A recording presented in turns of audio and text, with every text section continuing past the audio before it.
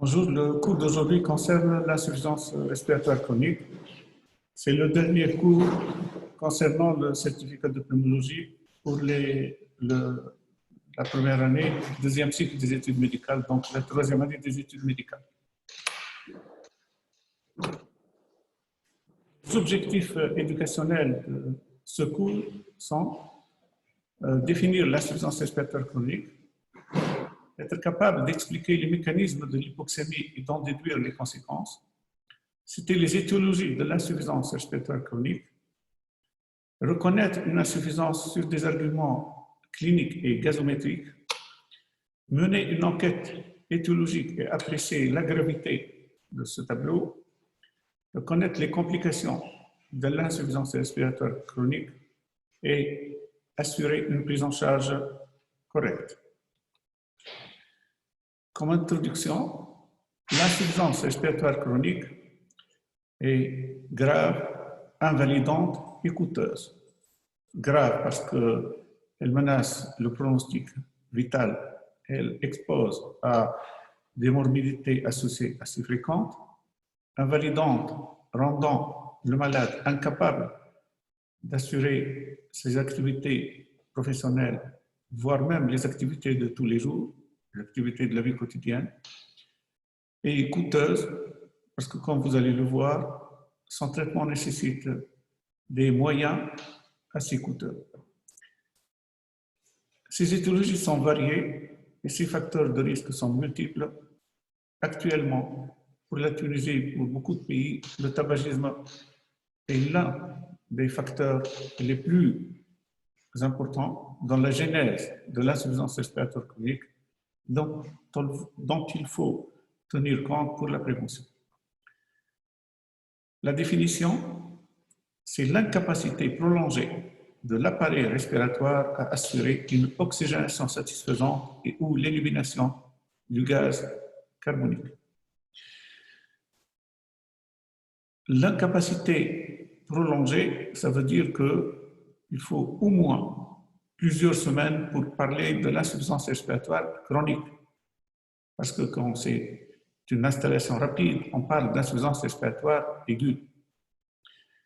Pour le reste, ce sont les fonctions de l'appareil respiratoire, c'est-à-dire apporter de l'oxygène à l'organisme et éliminer le CO2 produit par le métabolisme. L'insuffisance respiratoire donc, entraîne une diminution du taux d'oxygène dans le sang. Donc on parle d'hypoxémie. Couramment on parle d'hypoxémie, réellement c'est l'hypoxémie. Lorsque la PaO2 est inférieure ou égale à 60 mm de mercure, avec ou sans hypercapnie, avec une PaCO2 supérieure ou égale à 45 mm de mercure. Sur deux gazométries sanguines réalisées au repos et à l'effort standard à distance d'un épisode aigu.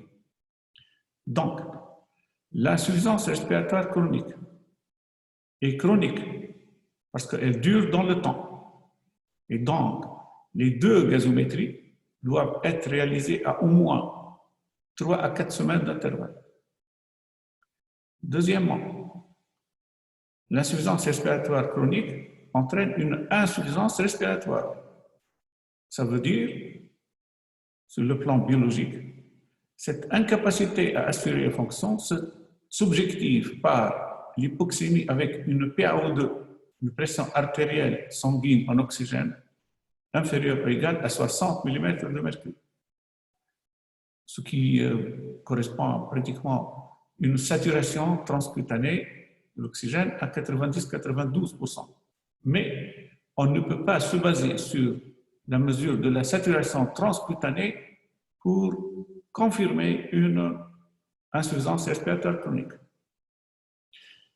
Deuxièmement, c'est une hypoxémie avec ou sans hypercapnie. Ça veut dire que l'hypercapnie n'est pas obligatoire. L'hypoxémie est obligatoire. Et nous allons le voir dans les mécanismes physiopathologiques, nous allons voir que l'insuffisance respiratoire chronique, c'est l'hypoxémie associée ou non à l'hypercapnie. On ne peut pas avoir une hypercapnie sans hypoxémie. Je parle là dans le cadre de l'insuffisance respiratoire chronique. Donc, on ne peut pas avoir une PaO2 normale et une hypercapnie. Là, plusieurs facteurs peuvent entraîner ça, tels que la persistance, la présence d'une bulle d'oxygène dans la seringue, et du coup, on a une fausse augmentation de la PaO2, ce qui ne reflète pas l'état du patient, avec l'hypercapnie qui existait. Et du coup, donc on a ce problème-là. Donc, suspecté sur la clinique, la confirmation ne peut être que gazométrique, sur 2 gaz du sang à au moins quelques semaines d'intervalle. Les gaz du sang doivent être réalisés à l'air ambiant, c'est-à-dire le malade doit respirer l'air ambiant pendant au moins 20 à 30 minutes. Si le malade est mis sous oxygène, la gazométrie ne va pas refléter son état de base sans oxygène. C'est une pathologie fréquente. On considère qu'il y a pratiquement 100 pour 100 000, 100 cas pour 100 000 habitants. Et c'est une maladie qui entraîne une mortalité assez élevée, environ 40% à 5 ans. La morbidité, c'est une maladie qui entraîne une invalidité. Elle est responsable de beaucoup d'invalidités. Et là, on estime que 20% des invalidités sont en rapport avec une insuffisance respiratoire chronique. Je vous ai parlé du retentissement professionnel. Effectivement, ces malades ne peuvent pas assurer leur fonction et du coup, ils ont un problème d'absentéisme, voire de mise en invalidité dans les stades avancés de la maladie. Et évidemment, des congés de longue durée. Cette maladie touche l'homme plus que la femme. Il y a le tabagisme et il y a aussi l'exposition professionnelle. Sur le plan physiopathologique, nous avons la pompe, nous avons l'échangeur d'oxygène. Et du coup, cette maladie peut être en rapport avec soit l'atteinte de la pompe, soit de l'échangeur que je vais détailler. Donc, on peut avoir une diminution de la PaO2 au niveau des alvéoles. Et c'est la pompe qui ne travaille pas convenablement. Et ceci va entraîner une hypoventilation alvéolaire avec une hypercapnie à un stade avancé. Par exemple, une atteinte neurologique. Le malade ne peut pas faire entrer et sortir l'air de façon correcte et donc l'air va contenant peu d'oxygène et beaucoup de CO2 va s'accumuler. Et ceci va entraîner l'insuffisance respiratoire avec hypoxémie et hypercapnie. L'hypoventilation alvéolaire est le seul mécanisme qui entraîne une hypercapnie. Le seul. Les autres mécanismes n'entraînent pas l'hypercapnie, sauf si une hypoventilation alvéolaire est associée à ces autres mécanismes. L'hypoventilation alvéolaire se voit, donc l'atteinte de la pompe, soit lorsqu'on a une diminution de la ventilation globale, telle que atteinte du système nerveux, atteinte des muscles, atteinte de la paroi, atteinte de la plèvre. Système nerveux central, certaines atteintes neurologiques peuvent entraîner ça. Les muscles tels qu'au cours des myopathies, la paroi telle qu'au cours des kyphoscolioses assez sévères avec retentissement respiratoire, et la plèvre, par exemple, les séquelles pleurales importantes d'une pleurésie. Et ceci aboutit à une hypoxémie avec ou sans hypercapnie. Il y a aussi les troubles ventilatoires obstructifs sévères qui peuvent aboutir à cette hypoventilation alvéolaire. Pour tout ce qui est échange, nous pouvons avoir, un problème d'échangeur, et dans ce cadre-là, nous avons une atteinte de la diffusion de l'oxygène, et du coup, on peut avoir une hypoxémie sans hypercapnie. Et du coup, nous avons le rapport ventilation-perfusion, par exemple. On peut avoir là, donc comme vous le voyez, à l'état normal, nous n'avons pas de problème pour la circulation de l'air à l'intérieur de l'alvéole et pour la circulation du sang au niveau du capillaire.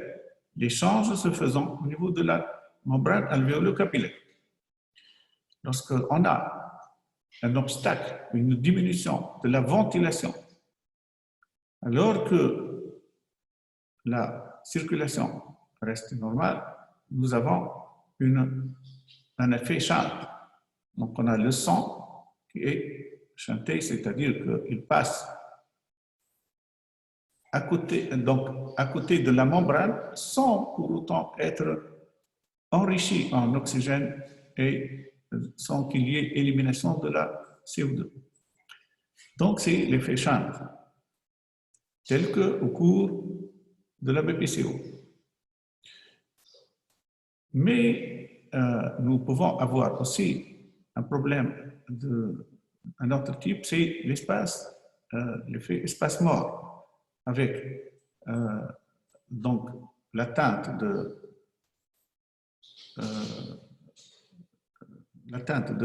la circulation. Nous avons dans ce cadre-là une ventilation normale et nous avons donc atteinte de la circulation sans atteinte de la ventilation. Nous pouvons aussi avoir une atteinte de la membrane alvéolo-capillaire et des troubles de la ventilation, des troubles de la diffusion, tels que au cours de pneumopathie interstitielle. Donc, ceci va entraîner une hypoxémie sans hypercapnie. Donc, je reviens en disant que seule l'hypoventilation entraîne une hypoxémie avec hypercapnie. Donc, l'hypercapnie ne se voit qu'au cours de l'hypoventilation alvéolaire. Je passe maintenant aux conséquences de cette hypoxémie chronique. Lorsqu'on a une hypoxémie chronique, nous avons une polyglobulie pour essayer de compenser, parce que l'organisme essaie d'augmenter sa capacité de transport et du coup d'oxygène. Donc on peut avoir une augmentation de taux d'hématocrite et du nombre de globules rouges. L'hypoxémie entraîne des répercussions sur les vaisseaux. L'hypoxémie prolongée entraîne une vasoconstriction pulmonaire et peut entraîner une hypertension artérielle pulmonaire persistante avec HTAP.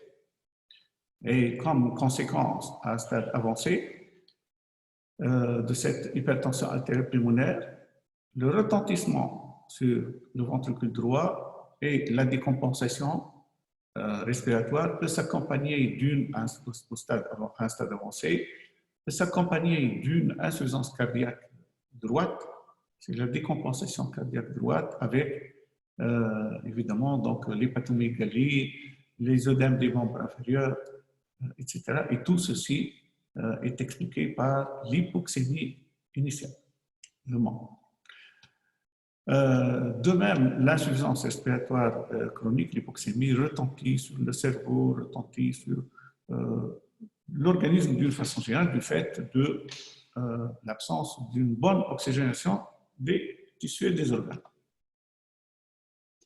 Sur le plan étiologique, on peut simplifier en classant en troubles ventilatoires restrictifs obstructif, mixte et absence de troubles ventilatoires.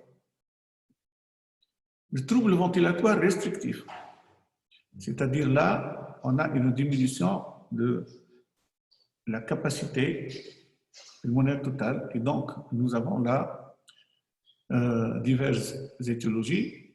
Il peut s'agir d'origine pulmonaire avec les séquelles de tuberculose, la fibrose pulmonaire, la pneumonectomie avec un poumon restant pathologique, parce que le fait d'enlever un poumon n'entraîne pas une insuffisance respiratoire chronique si le patient a un poumon restant normal. On considère que lorsqu'on passe à l'insuffisance respiratoire chronique, lorsqu'on a moins de 30% de nos réserves fonctionnelles d'une façon générale. Pulmonaire, je parle là. Donc, j'ai parlé de l'atteinte pulmonaire, mais il y a aussi l'origine pleuropariétale.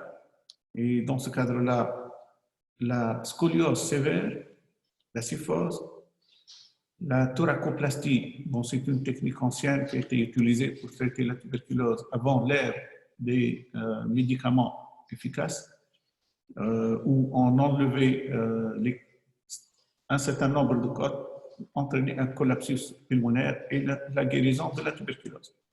Mais c'est exceptionnel de voir cette étiologie actuellement. La pachypleurite étendue, c'est-à-dire les séquelles pleurales étendues, qui peuvent retentir sur l'expansion pulmonaire et donc le poumon est engainé dans une coque fibreuse. L'origine neuromusculaire peut entraîner un syndrome restrictif, ventilatoire restrictif. Donc, il y a les séquelles de la polymyélite peu observées actuellement, mais il y a essentiellement les myopathies, exceptionnellement les parasites diaphragmatiques bilatérales. Retenez les myopathies essentiellement et les atteintes neurologiques.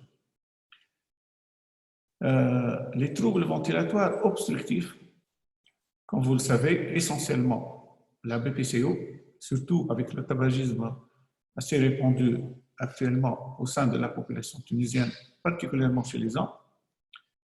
Et il faut toujours, à n'importe quelle occasion, donc toutes les consultations représentent une opportunité pour parler du tabagisme avec le patient, pour recommander l'arrêt de ce tabagisme. Donc, la BPCO et l'asthme à dyspnée continue, donc l'asthme qui évolue habituellement depuis longtemps et qui entraîne un retentissement ventilatoire obstructif. Le trouble ventilatoire mixte associant une note, une composante restrictive et une composante obstructive se voit particulièrement lors des séquelles de tuberculose, des dilatations des branches et des pneumoconioses. Il faut savoir que la dilatation des branches peut entraîner divers tableaux ventilatoires. On peut constater l'obstructif, le restrictif et le mixte, mais le mixte reste assez bien représenté au cours de la dilatation des branches. On peut constater une insuffisance respiratoire chronique avec une spirométrie normale, telle que lors de l'hypertension artérielle primitive, pulmonaire primitive ou post-embolique. Donc, il y a une réduction du lit vasculaire sans atteinte de la spirométrie. Certaines hypoventilations centrales, le syndrome des apnées du sommeil, le syndrome de Pickwick, donc on peut avoir une insuffisance respiratoire avec une atteinte, avec absence d'atteinte spirométrique. Sur le plan clinique, le maître symptôme est la dyspnée. Et dans ce cadre-là, cette dyspnée doit être convenablement évaluée. Lorsqu'on parle d'insuffisance respiratoire chronique, c'est pour parler d'une insuffisance respiratoire qui entraîne surtout une dyspnée à l'effort. Et donc, il est très important de quantifier cet effort-là pour pouvoir évaluer convenablement l'importance de cette dyspnée et son retentissement. Et pour cela, il y a diverses échelles proposées, parmi lesquelles on peut proposer cette échelle-là, l'échelle de Sadoul, qui montre que la dyspnée est variable allant de l'absence de dyspnée jusqu'à la dyspnée pour les gestes élémentaires de la vie quotidienne. Donc, on considère que c'est 0 en cas d'absence de dyspnée. 1. Lorsqu'il y a une dyspnée à l'exercice, donc classiquement, lorsque le malade présente une dyspnée en montant plus que 2 étages. 2. C'est une dyspnée en montant une côte à marche normale. Donc, c'est la pente. 3. C'est quelqu'un qui n'arrive pas à suivre le pas de quelqu'un qui a le même âge que lui. Donc, il reste à la traîne parce qu'il est dyspnéique. Le 4.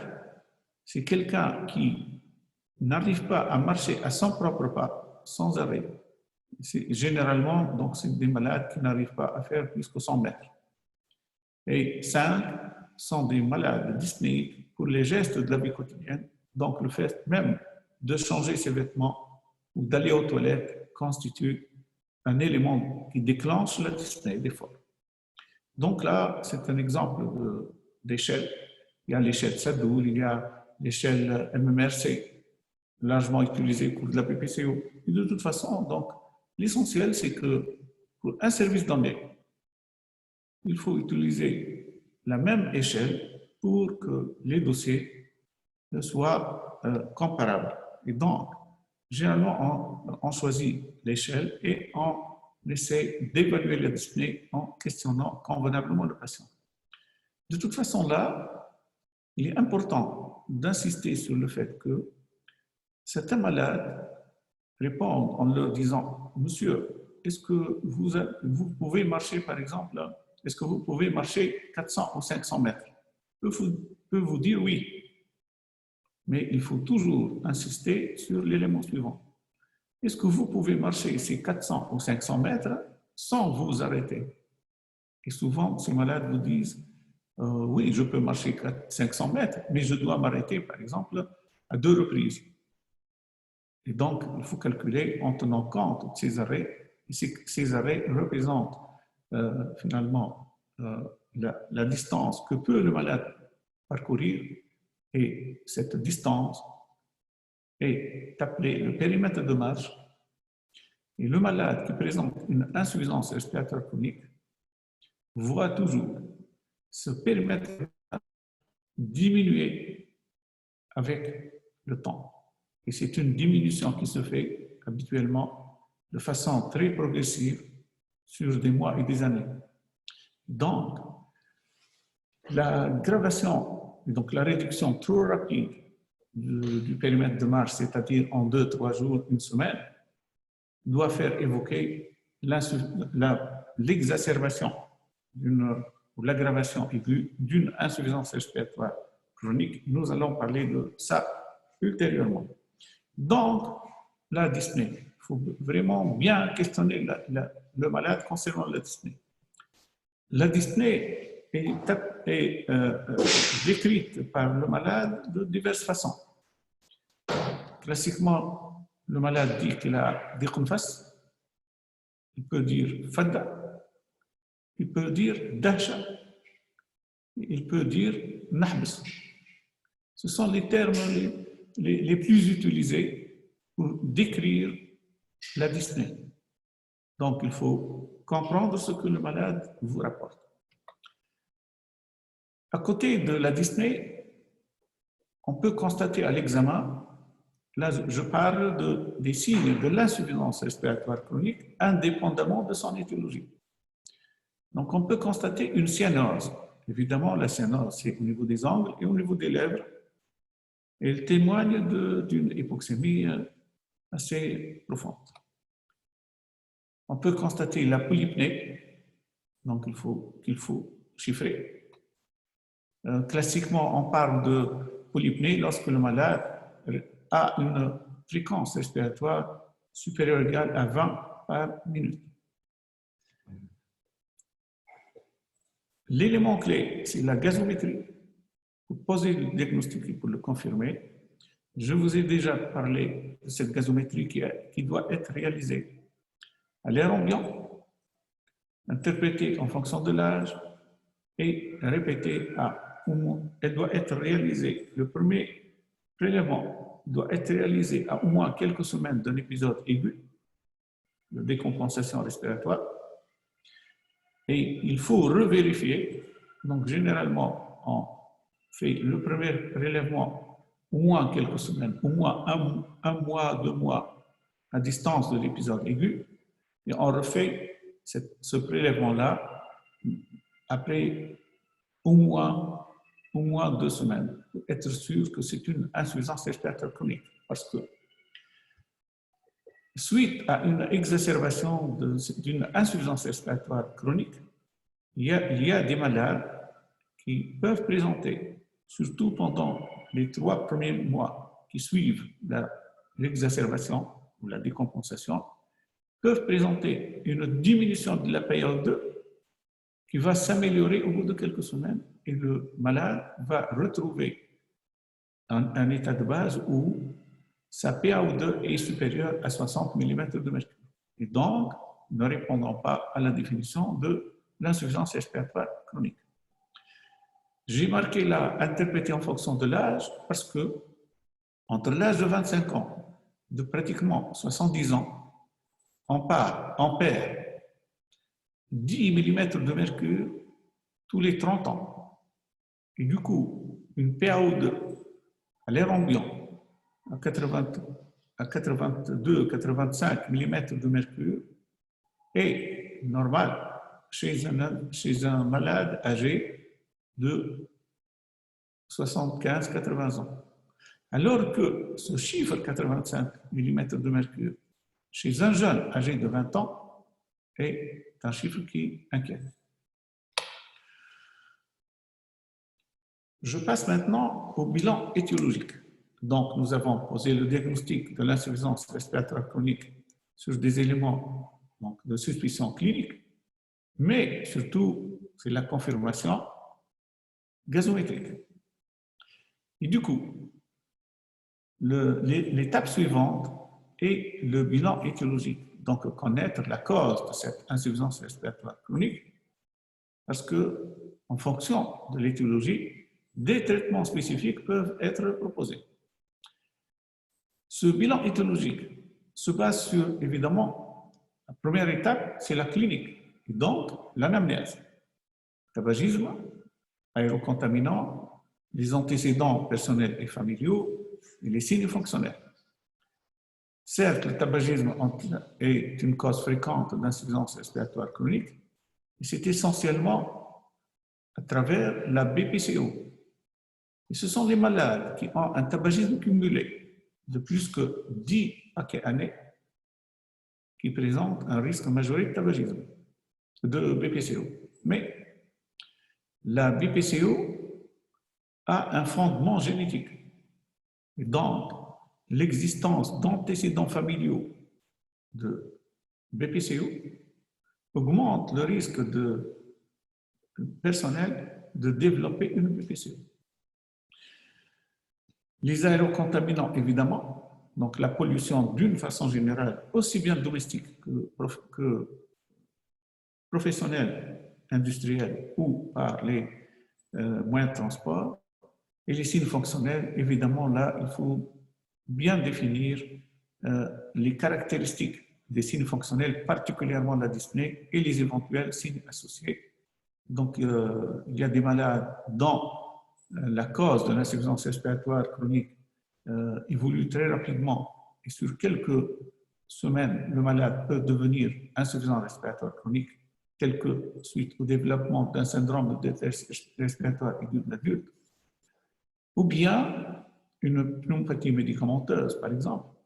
Et dans d'autres cas, tels qu'au cours de la BPCO, l'installation de la dyspnée se fait sur plusieurs années et de façon très progressive. Sur le plan clinique, évidemment, l'examen physique va chercher les signes qui peuvent orienter. Par exemple, l'existence de ce bilan oriente vers un trouble ventilatoire obstructif, donc asthme à dyspnée continue ou BPCO. L'existence d'une polypnée superficielle avec crépitant, donc la fibrose interstitielle diffuse, etc.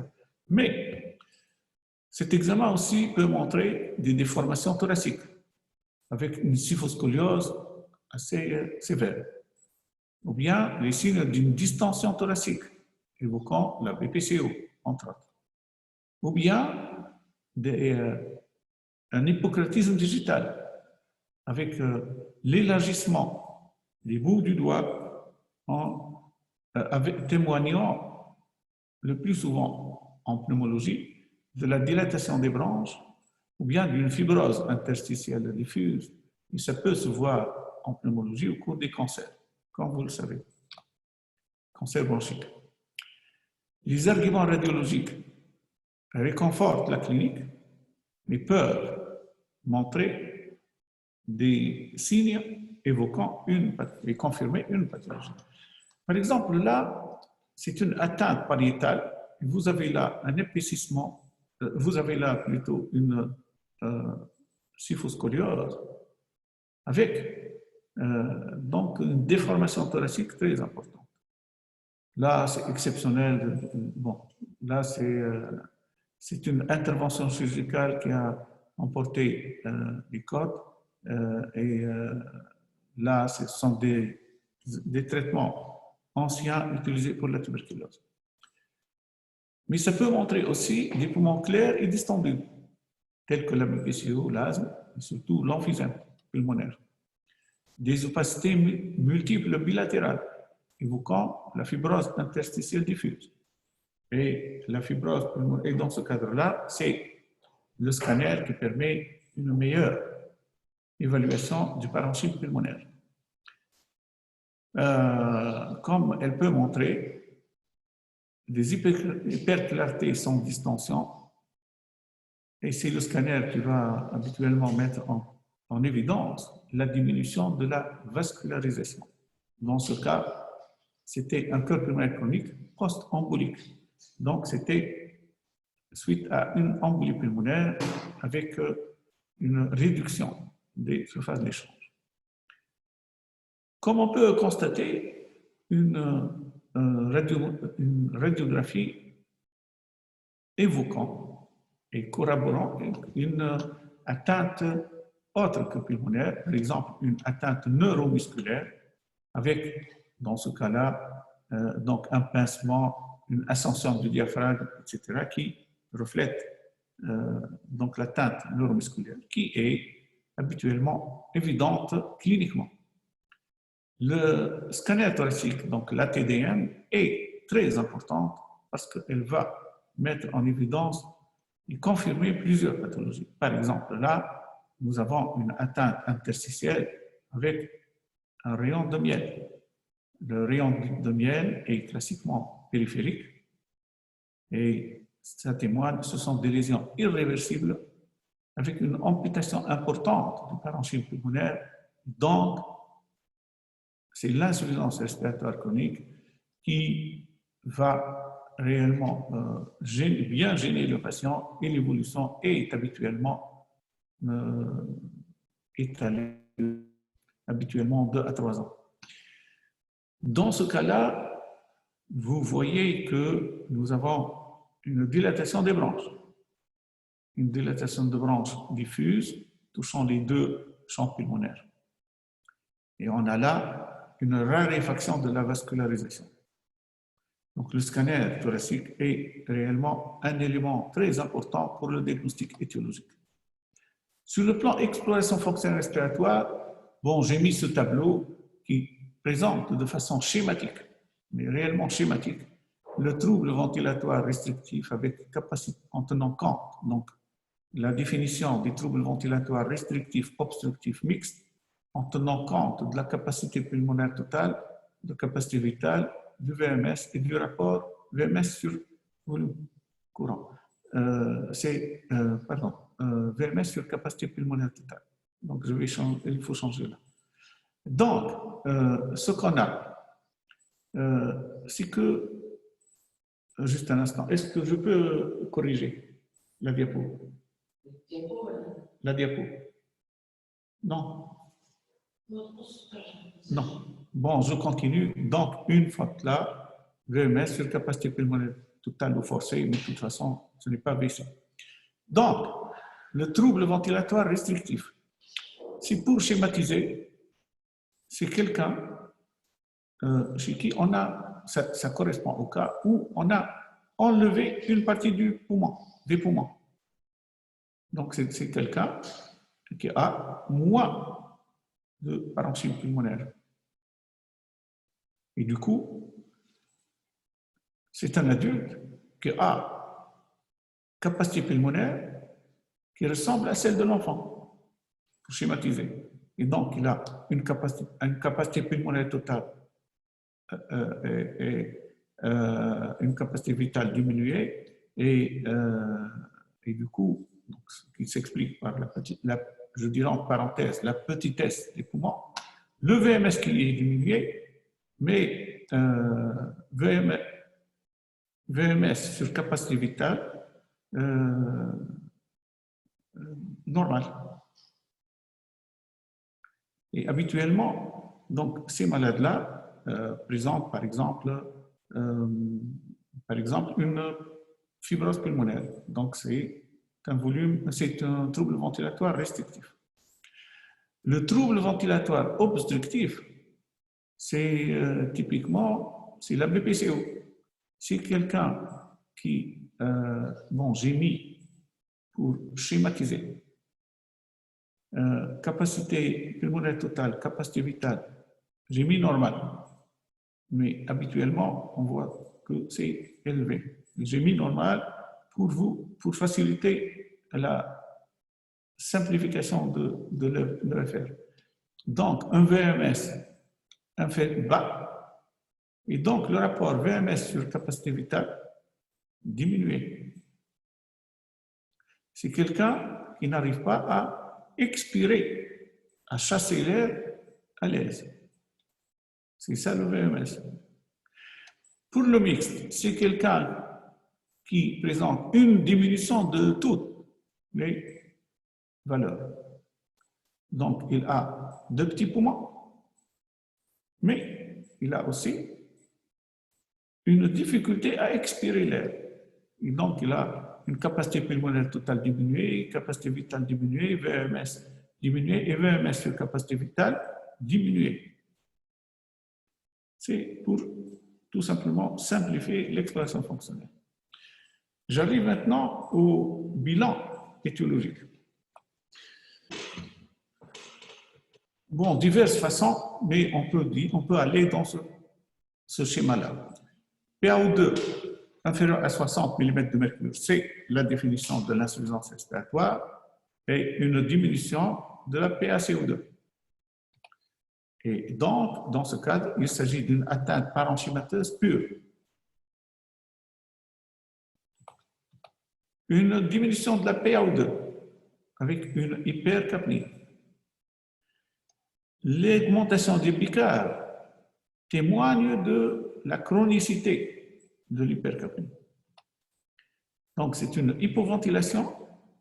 Et dans ce cadre-là, en fonction de PaO2 plus PaCO2 supérieur ou inférieur à 130, on parle d'une hypoventilation pure, alvéolaire pure, et témoignant de l'atteinte de l'insuffisance respiratoire à poumons normaux, tels que neuromusculaire ou pariétal, ou bien l'atteinte de, si c'est inférieur à 30, donc c'est une atteinte combinée.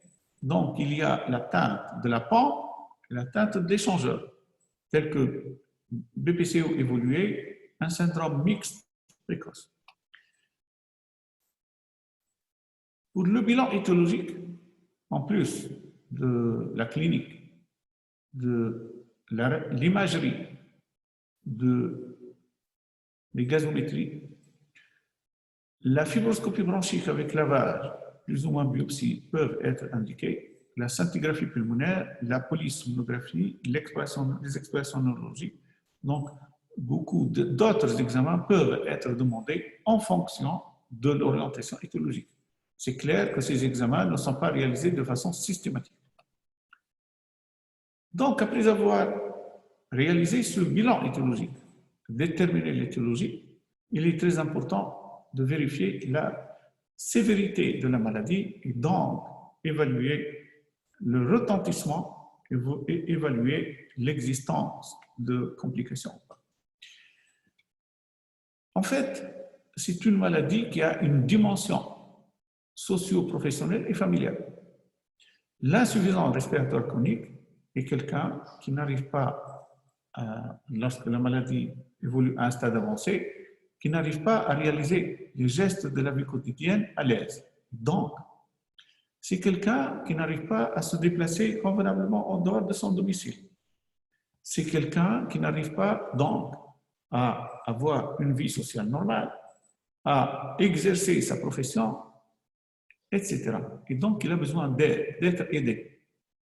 Dans les cas les plus graves, d'avancée de la maladie, le malade a même besoin d'être aidé pour subvenir à ses propres besoins.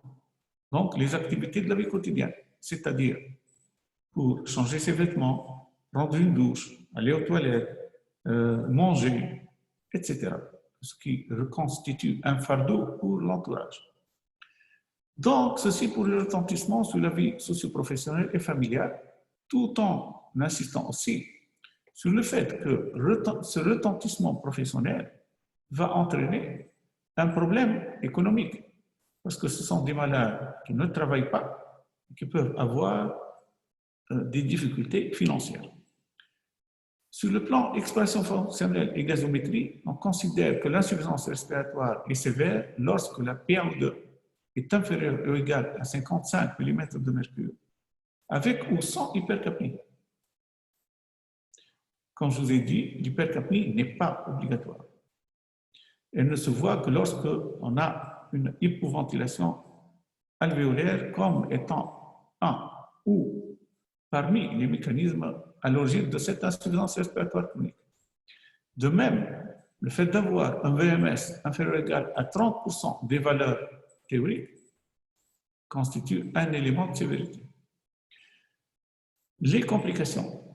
L'insuffisance respiratoire chronique peut entraîner une polyglobulie en rapport avec les mécanismes de compensation de l'organisme face à l'hypoxémie, peut entraîner une hypertension artério-pulmonaire secondaire à la vasoconstriction en rapport avec l'hypoxémie chronique, indépendamment de l'étiologie. Et ceci peut entraîner à la fin une insuffisance ventriculaire droite, donc un cœur pulmonaire chronique, avec une décompensation cardiaque droite lors des poussées. Et ces malades-là, avec l'hypoxémie et l'hypercapnie, peuvent présenter une encéphalopathie respiratoire. Il est très important sur ce terrain de rechercher les tares associées.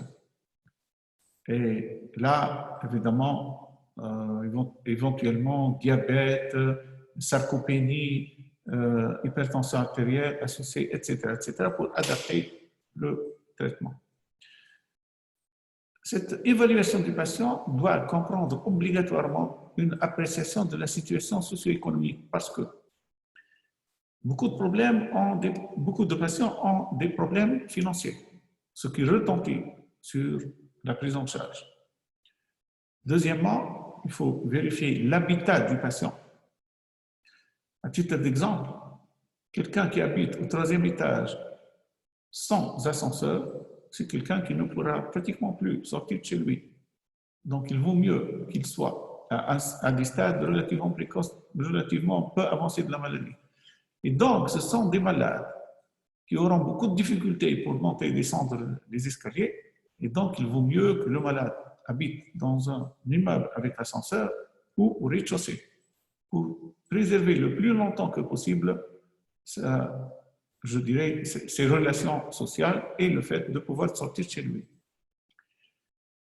L'autre élément, c'est la couverture sociale. Et là, il est très important de vérifier cette couverture sociale parce que la prise en charge dépend de la couverture sociale et du régime de sécurité sociale parce qu'il y a des papiers à remplir en fonction de chaque une procédure différente en fonction de chaque couverture. Et du coup, il est très important de vérifier dès le début tout ça pour pouvoir bénéficier des moyens thérapeutiques.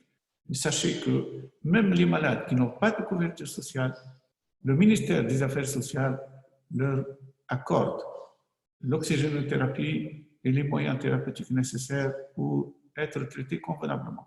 Mais le médecin doit connaître tous ces détails-là pour offrir à ces malades la possibilité de bénéficier des moyens thérapeutiques existants, quel que soit le type de sa couverture sociale. C'est une maladie grave dont le pronostic est fâcheux, avec une mortalité qui avoisine les 40% à 5 ans. C'est-à-dire que 40% à 5 ans, c'est voire même pire que certains cancers. Le pronostic est fonction aussi de, comme je vous ai dit, de la gazométrie, des expressions fonctionnelles, de l'étiologie, parce qu'il y a certaines étiologies qui entraînent plus de mortalité rapide que les autres, type la fibrose pulmonaire. L'existence de comorbidités associées aggrave le pronostic et l'existence d'hypertension artérielle pulmonaire et de cœur pulmonaire chronique.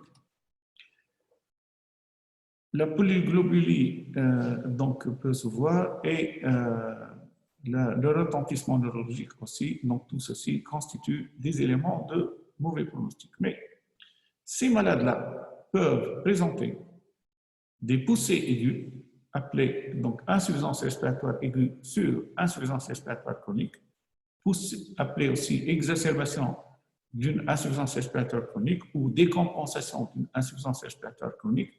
Et au cours de cette décompensation aiguë, le malade va rapidement présenter une aggravation de son état sur quelques heures à quelques jours, avec, chez les malades les plus graves, un pronostic vital menacé. Donc, il est très important de savoir, d'expliquer aux patients cette possibilité-là afin de le prendre en charge rapidement. Et du coup, dans ce cas-là, on peut constater pas mal de troubles associés, mais les retenez essentiellement, c'est l'aggravation de la dyspnée et la possibilité d'avoir des signes graves qui comportent essentiellement les signes de l'insuffisance respiratoire aiguë sur cette insuffisance respiratoire chronique. Donc, l'insuffisance respiratoire aiguë, c'est l'atteinte, c'est l'existence de signes en rapport avec les poumons, cœur et vaisseaux, et neurologique. Et donc, sur le plan respiratoire, c'est l'existence d'une fréquence respiratoire supérieure à 30 cycles par minute, l'existence d'un encombrement ou d'un épuisement.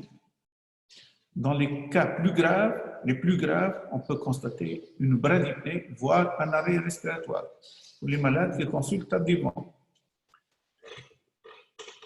Pour les signes cardiovasculaires, on peut constater une tachycardie et surtout une hypotension artérielle comme signe de gravité. N'importe quelle atteinte de la conscience, quel que soit son degré et sa nature, constitue un signe de gravité. Donc, signe respiratoire, signe cardiaque et cardiovasculaire, et les signes de l'atteinte des troubles de la conscience. Mais peuvent se constater aussi des tremblements des extrémités, et sur les gaz du sang, l'existence d'une acidose ou d'une hypercapnie dépassant les 60 mm de mercure, ce sont là des signes de gravité. Les causes de décompensation aiguë sont multiples. Il peut s'agir, c'est très fréquent, c'est pratiquement la cause la plus fréquente, c'est l'infection bronchique ou pulmonaire. Donc la bronchite aiguë peut constituer, le plus souvent d'origine virale, mais qui peut être d'origine bactérienne, peut constituer un facteur une cause de décompensation. Et là, je vais insister sur le fait que ces malades-là, sur le plan, donc, ont essentiellement des infections bronchiques, ils peuvent aussi présenter des infections parenchymateuses pulmonaires. La nature de l'infection bactérienne, j'ai dit que le plus souvent, c'est viral pour les bronchites. Mais il peut s'agir d'une infection bactérienne. Dans ce cadre-là, les germes les plus en cause sont le pneumocoque reste bien représenté, Haemophilus influenzae, Branamella catarrhalis, et comme ces malades présentent je dirais que ces malades présentent des infections bronchiques à répétition. Ils reçoivent beaucoup d'antibiotiques. Avec le temps, et au bout généralement de quelques mois à quelques années, le malade va présenter des infections à germes sélectionnés. Et donc, on va voir des infections à staph, puis à BGN, multirésistants. Et l'antibiogramme nous guide pour la prescription de l'antibiothérapie. Et souvent, ces malades, polyantibiothérapie,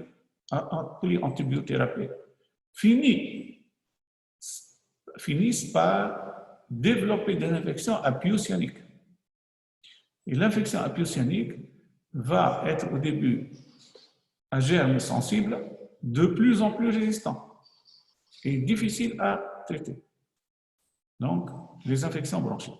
Deuxièmement, le pneumothorax, l'embolie pulmonaire, les poussées d'IVG, ou bien des erreurs thérapeutiques telles que la prescription d'une oxygénothérapie à fort débit chez un malade, à fort débit, c'est-à-dire 5-6 litres, plus que 3 litres, chez un malade qui présente à l'état de base une hypoxémie avec une hypercapnie. Et cette erreur thérapeutique peut décompenser le patient et même l'amener en réanimation.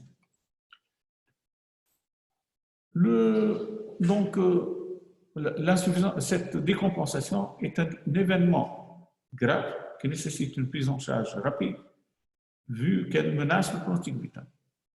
J'arrive maintenant au chapitre diagnostic différentiel.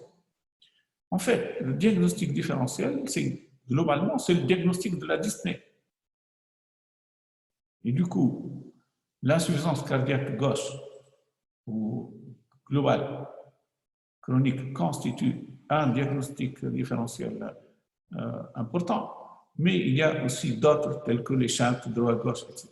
De toute façon, ce qu'il faut savoir, c'est que le diagnostic différentiel, c'est le diagnostic différentiel d'une dyspnée. Et donc, les origines sont. Nous parlons de l'insuffisance respiratoire chronique. Chronique, donc, le fait d'être persistant sur le temps. Deuxièmement, persistante, c'est-à-dire au moins comme je vous ai dit, au moins quelques semaines pour les formes aiguës. Pour les étiologies d'installation aiguë, telles que le syndrome de détresse respiratoire aiguë de l'adulte, qui survient brutalement. Mais souvent, ça évolue très lentement sur quelques mois à quelques années. Deuxièmement, donc, les étiologies sont, les éléments de diagnostic différentiel sont, donc les causes cardiaques, l'anémie et l'atteinte neurologique. Je dirais là, les causes psychologiques essentiellement. C'est-à-dire que les personnes qui se plaignent de dyspnée doivent bénéficier d'un bilan afin d'éliminer les autres diagnostics et donc pour viser essentiellement ces étiologies-là. Donc, cause cardiaque, cause le syndrome d'hyperventilation et les malades présentent souvent ce type de dyspnée. Donc, une dyspnée faite de soupirs et non pas une dyspnée d'effort. Pour les malades qui présentent une atteinte cardiaque, c'est la dyspnée à l'effort, mais qui peut être au repos aussi en cas de décompensation. Et pour l'anémie, c'est l'examen clinique et c'est l'NFS qui permettent de poser le diagnostic. Le traitement. Le traitement, c'est... Bon, je reviens pour dire que pour le diagnostic différentiel, ces malades-là doivent bénéficier toujours au début, donc pour porter le diagnostic, d'un bilan qui comporte au moins une radiographie de thorax, un ECG, gaz du sang et NFS. C'est le bilan minimum. Le traitement a pour but de prévenir les complications, freiner l'évolution si on est capable de le faire, accroître la survie et améliorer la qualité de vie. C'est-à-dire que là, nous avons les moyens suivants. Les traitements étiologiques, tels que pour la BPCO, c'est clair que l'arrêt de tabagisme et de l'exposition aux aérocontaminants est fondamental. La prescription de bronchodilatateurs aussi. Pour les asthmatiques, donc l'éviction allergénique et le traitement de fond. Pour, par exemple, la sarcoïdose, une corticothérapie. Pour l'emphysème, on pourrait se discuter la chirurgie. Donc, ce sont des traitements de fonction, qui sont fonction de l'étiologie. Le traitement symptomatique a pour but de corriger l'hypoxémie et ses conséquences, et d'améliorer la dyspnée et limiter l'handicap respiratoire. Et donc, nous avons l'oxygénothérapie de longue durée, bien la ventilation mécanique à domicile. En fait, l'oxygénothérapie au long cours est prescrite de la façon suivante en cas d'insuffisance respiratoire obstructive. Évidemment, après 2 mesures de la gazométrie artérielle séparées de 3 semaines à l'air ambiant, à distance d'une exacerbation, et en mettant le malade sous traitement optimal. Par exemple, la mise sous bronchodilatateur, un désencombrement par kinésithérapie en cas d'encombrement bronchique important. Si on constate que le malade a, premièrement, soit une PaO2 inférieure ou égale à 55 mm de mercure à l'air ambiant à 2 reprises, là, l'oxygénothérapie est recommandée.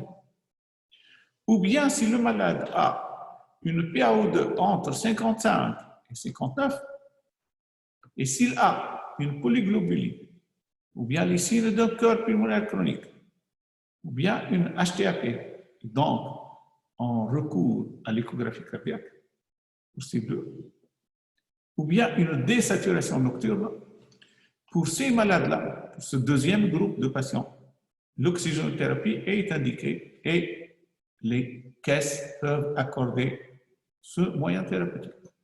Donc, insuffisance respiratoire obstructive, PaO2 inférieur ou égal à 55 mm de mercure, ou entre 55 et 59 avec au moins l'un de ces 4 items est une indication de l'oxygénothérapie au long cours. Pour les insuffisances respiratoires chroniques non obstructives, lorsque la PaO2 est inférieure ou égale à 60 mm de mercure, c'est une indication à l'oxygénothérapie au long cours. Exemple, les myopathies. Les sources d'oxygène. Nous avons les obus d'oxygène de taille variable. Nous avons de l'oxygène liquide qui n'est pas disponible en Tunisie. Et nous avons les concentrateurs ou extracteurs d'oxygène qui travaillent, qui fonctionnent donc en utilisant l'alimentation électrique. Et donc, pour les obus, il faut les recharger. Et donc, la famille du patient doit, de façon périodique, amener ces obus pour amener au fournisseur les obus pour les recharger. C'est pourquoi c'est assez délicat. Et donc maintenant, on recourt beaucoup plus aux concentrateurs d'oxygène qui sont placés à domicile. Il suffit de les brancher à l'alimentation électrique pour que l'oxygène soit extrait de l'air ambiant et délivré de façon plus concentrée au patient. Les concentrateurs ou extracteurs d'oxygène produisent 5 à 9 litres. Bon, disons 4 à 9 litres. Donc, il y a globalement 2 types, les plus utilisés. Les moyens de raccordement. Nous pouvons utiliser des lunettes. Vous voyez là les lunettes. Ou bien une sonde. Ou bien des masques. Donc, généralement, on a les lunettes et les masques. Et vous voyez là, donc, il y a des tailles variables, etc. Mais de toute façon, on adapte, on peut utiliser les deux lunettes ou masques en fonction des préférences du patient ou bien du besoin de, par exemple, pour les masques, certains malades donc, préfèrent ça et on peut utiliser éventuellement des nébulisations, etc. Mais de toute façon, ce sont les moyens utilisés. Mais la règle générale, c'est la durée qui doit être supérieure au moins à 15 heures par jour, tous les jours. C'est-à-dire que le malade doit dormir avec son oxygène. Sinon, on n'obtient pas l'effort escompté, recherché. Donc. Deuxièmement, le débit. Classiquement, on met inférieur à 3 litres, donc 2-3 litres, si on a une hypercapnie. Parce que le fait de délivrer de fortes doses, de fort débit d'oxygène, c'est-à-dire plus que 3, donc 5, 6, etc., entraîne une aggravation de l'hypercapnie et donc peut faire basculer le patient en insuffisance respiratoire aiguë. Cette situation est très importante à connaître parce que certains de ces malades nécessitent une nébulisation pour faire passer des bronchodilatateurs. Pour ces malades-là, on ne doit pas utiliser l'oxygène parce que pour ces malades-là, donc on utilise des kits d'aérosol avec le masque et le petit flacon où on met le produit. Pour qu'on ait une nébulisation, il faut utiliser soit un appareil électrique, un nébuliseur électrique, ou bien brancher le circuit sur de l'oxygène à fort débit, donc au moins 5 à 6 litres. Et la conséquence, chez ces malades-là, insuffisance respiratoire hypercapnique, il faut utiliser le nébuliseur électrique ou l'air comprimé pour délivrer les nébulisations de médicaments et non pas l'oxygène à fort débit. Sinon, le malade risque de s'aggraver dans les dizaines de minutes qui suivent. Il peut même passer en réa. Cette oxygénothérapie au long cours améliore la qualité de vie du patient et améliore sa survie. Il s'est prouvé par plusieurs études. Donc, l'oxygénothérapie au long cours, mais à condition au moins 15 heures par jour, tous les jours, en continu, et généralement pendant plus qu'une année et demie, pour voir l'amélioration de la survie.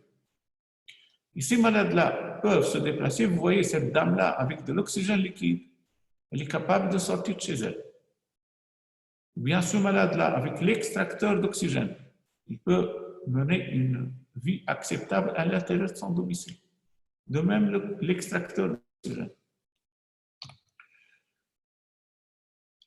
Se discute chez certains patients, essentiellement hypercapniques, la ventilation non invasive. La ventilation non invasive, qui, comme vous le voyez, est réalisée en utilisant un masque, donc sans intubation. Le malade ou un membre de sa famille va apprendre à la manipulation de la VNI et ce patient-là va, en fin de compte, bénéficier de cette ventilation non invasive chez lui pour améliorer ses chiffres gazométriques et donc améliorer son état. Ça nécessite une surveillance et un suivi régulier. Donc, schématiquement, on peut dire que le traitement peut être proposé de la façon suivante en cas d'insuffisance respiratoire chronique. Une insuffisance respiratoire obstructive Donc, avec des gaz du sang inférieurs à 55 mm de PaO2 ou entre 55 et 59 avec, comme je l'ai dit, donc des répercussions type, à titre d'exemple, HTAP, cœur pulmonaire chronique, là, l'oxygénothérapie de longue durée est proposée. S'il s'améliore, on continue. S'il ne s'améliore pas, se discuterait la ventilation non invasive. Mais si le malade présente une atteinte restrictive, se discute plus précocement la ventilation au masque et se discute la poursuite de la ventilation en cas d'amélioration. C'est exceptionnellement maintenant qu'on recourt à la ventilation à domicile par trachéotomie. C'est la ventilation au masque nasal, donc la ventilation non invasive, qui est recommandée maintenant. La ventilation par trachéotomie était recommandée, je dirais, plus que 20 ans auparavant, mais maintenant, on ne le recommande pas aussi fréquemment qu'auparavant. Et c'est exceptionnel. Chez ces malades-là, il faut toujours recommander le sevrage tabagique. Il est toujours bénéfique, même pour les stades avancés.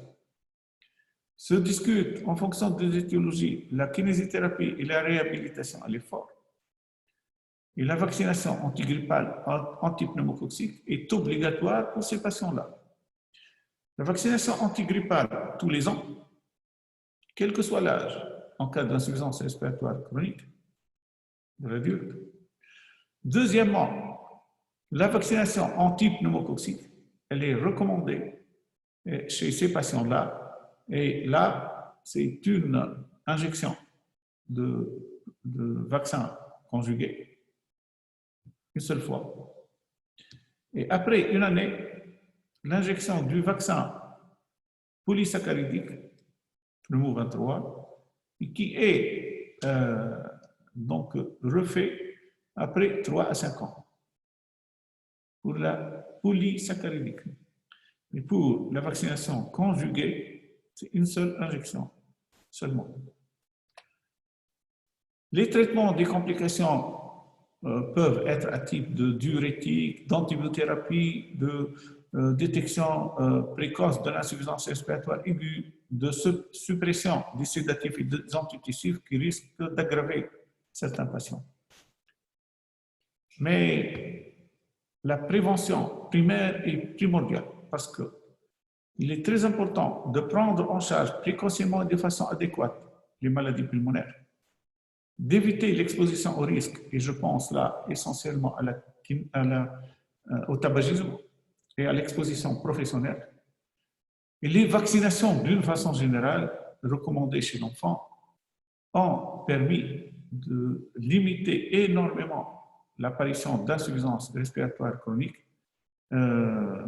comparativement aux dernières décennies.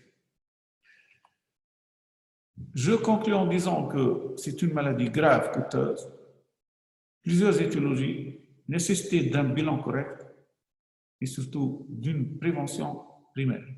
Tabagisme et tabanir, et c'est capital, même chez les sujets âgés. Je vous remercie. Est-ce que vous avez des questions? Non, vous pouvez les écrire. Vous avez le chat là.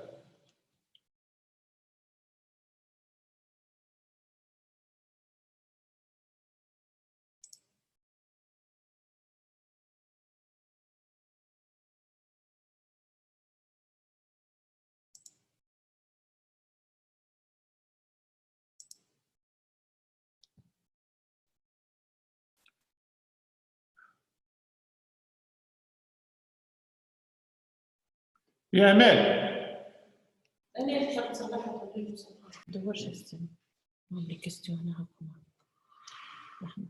Donc,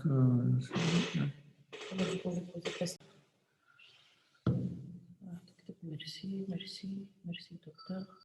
Ben, bonne chance et bonne révision. et bonne fin d'année.